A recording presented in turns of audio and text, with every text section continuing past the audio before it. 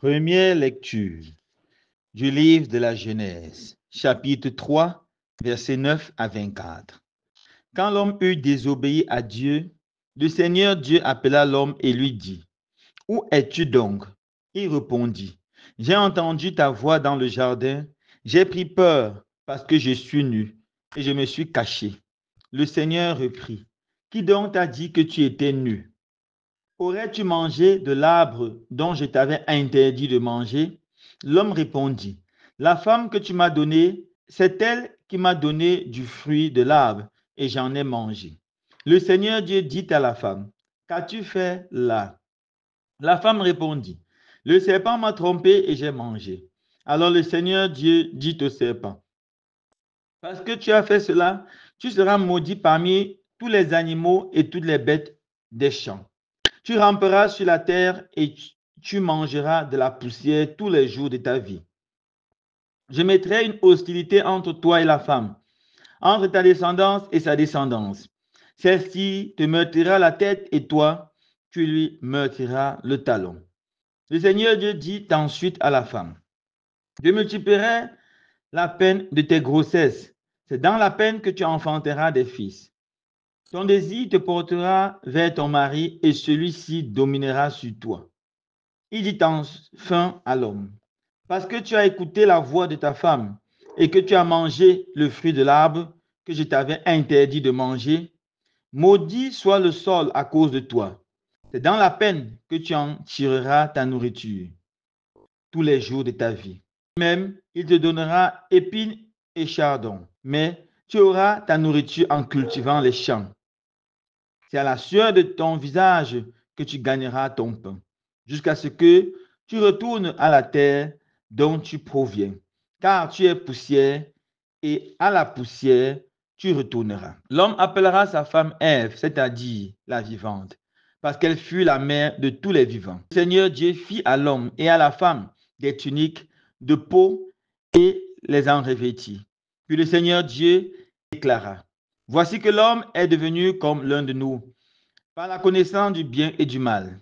Maintenant, ne permettons pas qu'il avance la main, qu'il cueille aussi le fruit de l'arbre de la vie, qu'il en mange et vive éternellement. » Alors le Seigneur Dieu le renvoya du jardin d'Éden pour qu'il travaille la terre d'où il avait été tiré. Et il poussa l'homme et il posta à l'orient du jardin d'Éden des chérubins, armés d'un glaive fulgurant pour garder l'accès de l'arbre de la vie.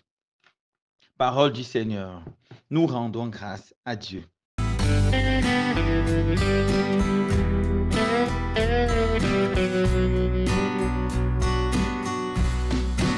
Frères et sœurs bien-aimés, depuis lundi, nous sommes en train de lire le livre de la Genèse, le commencement de toutes choses. Nous avons vu qu'au début, il n'existait rien, sinon Dieu seul qui est éternel, qui est ontologique, toujours déjà là. Et Dieu, par sa parole, a créé le monde en 6 jours. Il a créé le ciel, la terre, le soleil, la lune, les étoiles. Il a tout créé. Et le 6e jour, il a créé l'homme à son image et à sa propre ressemblance. Le 7e jour, il s'est reposé. On voit dans l'histoire de la création que l'homme est au sommet de la création. En fait, tout a été créé pour l'homme. Dieu avait le plan de créer l'homme. Et à cause de l'homme, il a créé tout le reste. Donc, toute la création est faite pour être dominée et soumise par l'homme. Ensuite, Dieu a créé l'homme et la femme à son image et à sa ressemblance. Homme et femme, il les créa.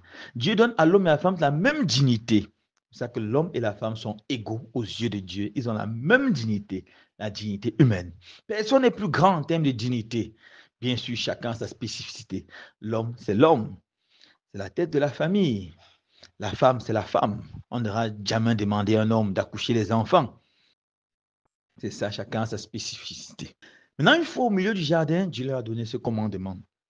Vous pouvez manger de tout, mais ne touchez pas de l'arbre, des fruits de l'arbre qui est au milieu, l'arbre de la connaissance et du bien. En disant cela, Dieu donnait déjà à l'homme la connaissance du bien et du mal. Et aussi cette grande prérogative divine qui est la liberté. Manger l'arbre de la connaissance du bien est mauvais, ne pas en manger est bien. L'homme connaît déjà. Et l'homme va se laisser tenter par le serpent, l'homme et la femme, et ils vont manger, désobéir ainsi à Dieu, mal utiliser leur liberté. Et la conséquence, on en voit dans l'évangile, dans la première lecture de ce jour. Ils sont tous chassés du jardin d'Éden. Et voilà que viennent des calamités, des malheurs sur eux. Alors, que retenir de l'histoire de la création? Premièrement, Dieu est le Tout-Puissant, créateur du ciel et de la terre, de l'univers visible et invisible. Nous devons nous abandonner à Dieu sans peur, car il n'y a aucune puissance au-dessus de lui.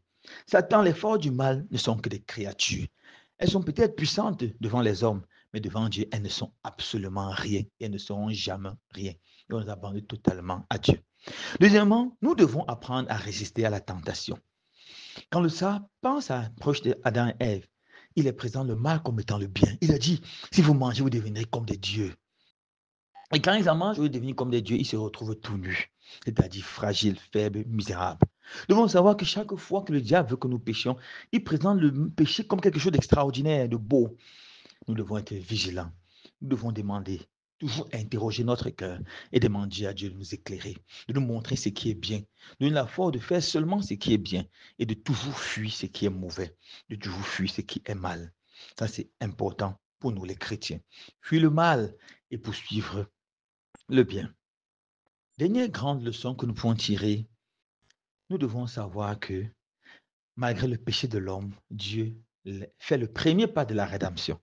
Après la punition, c'est Dieu qui fabrique avec des feuilles, des vêtements et donne à l'homme et à la femme.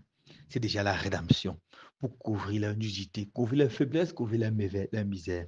Peu importe la laideur de notre péché, Dieu continue à nous aimer et Dieu vient vers nous pour nous prendre par la main.